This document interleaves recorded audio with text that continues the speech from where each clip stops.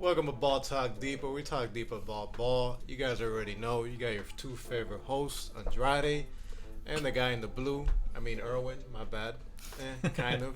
Uh, if you watch your previous episodes Put and the you looked in comment the right comments, you're gonna know who I'm what officially an NBA analyst now.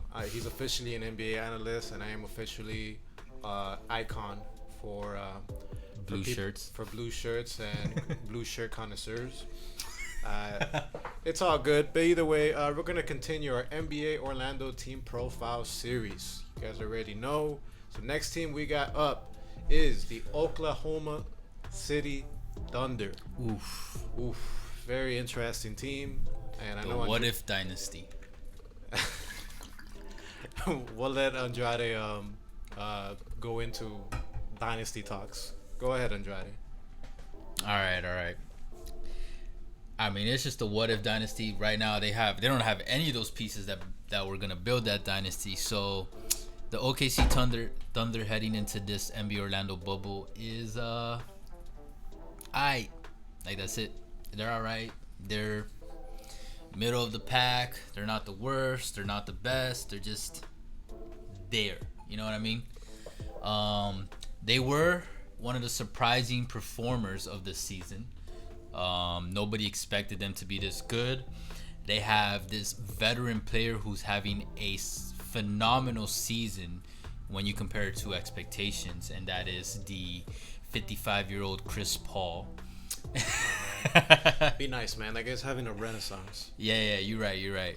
And who this season somehow became one of the league's most dominant crunch time scores, fourth quarters in the last like 5-6 minutes, was somehow able to carry the Thunder to a few W's throughout the season, so that's nice. But this was all pre-pandemic. So, alright, in the series we're focused on like how are they gonna do in the bubble, how are they gonna do in the playoffs after they finish their rankings, after what they're playing 8 games, right? And their championship percentage. So the Thunder championship percentage that I'd give them is the crazy thing is that they're ranked pretty high. Like their seeding is high, but like I West. still wouldn't give them a better percentage than the Rockets, who are technically right now below the Thunder. You know what I mean? Oh, and to make it very clear to our viewers and subscribers, from this point on in the team profile series, all these teams are making the playoffs. So we're only going to be talking Facts. about the percentage for the championship. Watch, we just jinxed it right now. Like they all, not they all, but like two of them. I mean, it's 2020. Fall. It could happen. That's true. It's 2020. That's the slogan. It's 2020. Jeez, You bro. never know. That's like, yeah. Yeah, but Irwin's on point. Like every single team, we or us as NBA fans, the community, even casual fans expect all of them to cross into playoff contention. So championship wise, I give them a 20%. I feel like I gave another shitty team 20%. So, but I just don't. They're like I said, middle of the pack. I like Dennis Schroder. I like Steven Adams. I like Chris Paul. The thing is, like, you put them all together with a coach like Billy Donovan, who had his heyday in University of Florida. But that's it. Like sometimes college coaches don't necessarily translate to becoming championship coaches in a professional league after college. You know what I mean? And I feel like Donovan might end up being one of those coaches. I might be wrong. Maybe he gets a couple better pieces for the Thunder and he ends up winning one. But ever since he's came onto the Thunder, I don't think he's the right coach for the Thunder, regardless of who they've had. And I like the players they have, but it's like I like their players, but I just feel like they just need to be in a different organization or team to actually win. Like Steven Adams, I think you can plug Steven Adams into a contending team, and I think he could be a pretty key piece to that team. You know what I mean?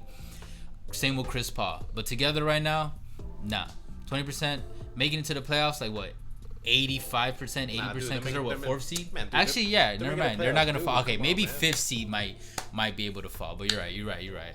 So, yeah, that's what I give them. I think right now it's just like who meshes well, and I think it's just what I said with the Suns, long-term thing. I think the executives are gonna look who performs well in the Thunder, the young players, and then moving forward who they decide to keep to try to build with. You know what I mean? What's your take on them? Okay, so I'm gonna get the championship percentage out of the mind. Out of respect for Chris Paul, I'm not gonna say 0%.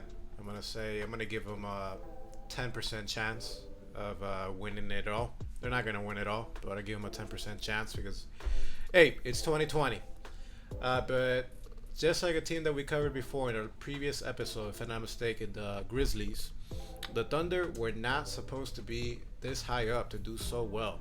That's true. After starting off the season 6-11, they've been one of the hot. They've been the second best team in the whole NBA since Thanksgiving. They were at 34-13, only behind the Milwaukee Bucks. That is definitely surprising, and definitely credit goes to the players, especially Chris Paul, that is having an amazing season. He's showing the NBA that maybe he's not so much, past his prime. That the guy can still ball a little bit and can definitely lead the team, and kind of give it to notice for the offseason to wherever he gets traded to, whoever wants to trade for him or is willing to trade for him, that he can definitely be an important piece for a championship team.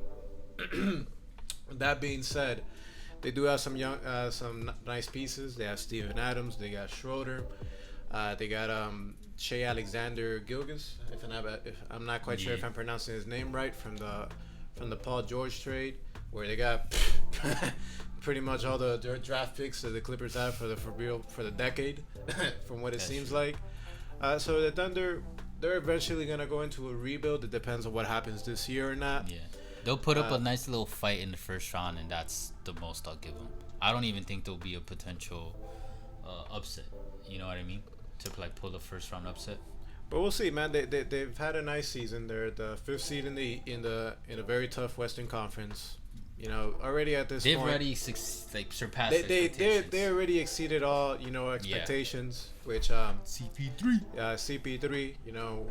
Hopefully, for his sake, he gets traded to a contender, so he could finally win a ring to end his Hall of Fame career. Man, if he could have just ended up on the Lakers, he would have been fine somehow, some way, but not with that contract. Well, anyways, that's a topic for another day. That closes the book on the Thunder. Both of our takes.